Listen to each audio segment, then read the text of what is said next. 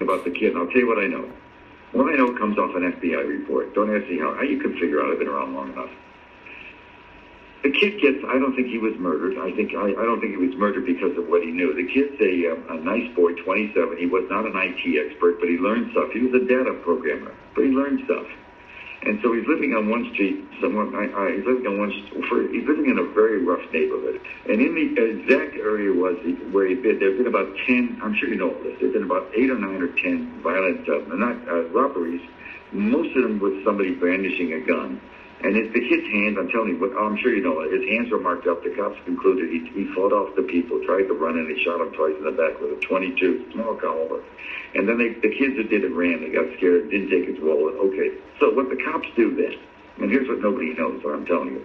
Now, maybe you know something about it. When you have a death like that, DC cops, if you're dead, you generally don't just go, you have to find out what's going on. You have to get to the kid's apartment and see what you can find. If he's dead, you don't need a warrant, but most cops get a warrant because they don't know if the guy has a roommate. You need a warrant. So they get a warrant. I'm just telling you, there is such a thing. They go in the house and they can't do much with his computer. It's password. The cops don't know much about it. So the DC cops, they have a cyber unit in DC, and they're more sophisticated. They come and look at it. The idea is maybe he's had a series of exchanges with somebody who says, I'm going to kill you, motherfucker, over a girl, and they can't get in. The cyber guys do a little better, but they can't make sense of it. So they call the FBI cyber unit. The DC unit, the Washington field office, is a hot shit unit. The guy running the Washington field office, he's like a 3-star at an army base. He's already looking for 4. You know what I mean? He's going to go with a top job. There's a cyber unit there that's excellent. What you get in a warrant, the public information you get in a warrant doesn't include,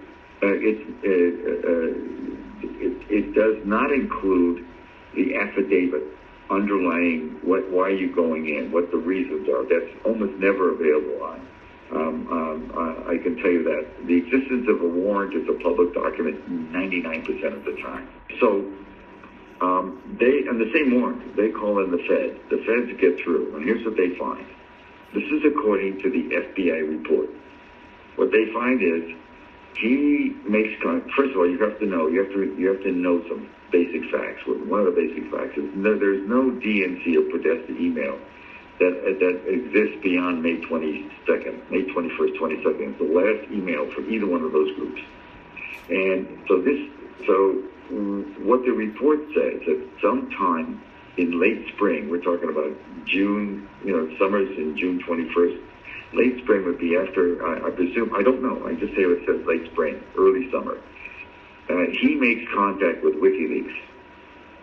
That's in his computer, and he makes contact. Now, I have to be careful because I met Julian and Julian 10, 12 years. I stay the fuck away from people like that. And he invited me, and when I'm in London, I always get a message, come see me as the Ecuadorian ambassador, and there's no fucking way I'm going there. I've got enough trouble without getting photographed by every fucking age. He's under total surveillance by everybody. But anyway, they found what he had done.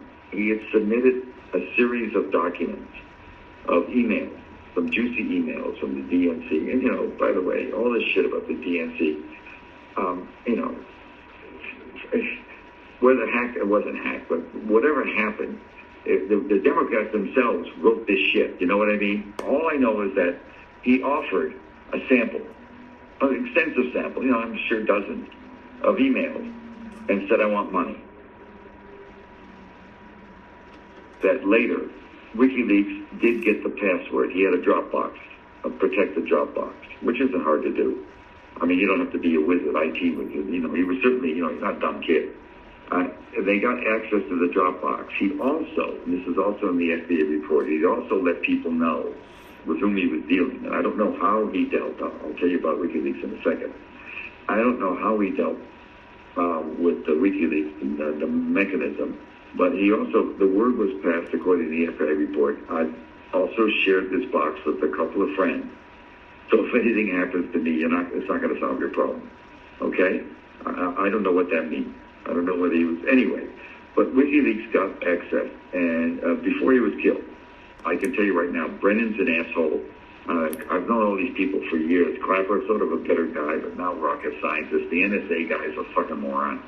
And they, the trouble with all those guys is that the only way they're going to make it to a board or two and get, hired by SAIC to deliver some fat cat contracts is if Hillary stayed in.